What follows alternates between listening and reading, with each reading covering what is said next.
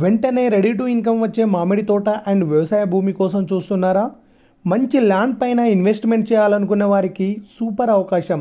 మోటకుండూరు మండలం చక్కంపల్లి గ్రామంలో 7 ఎకరాల 20 గుంటల వ్యవసాయ భూమి అమ్మకానికి అందుబాటులో ఉంది.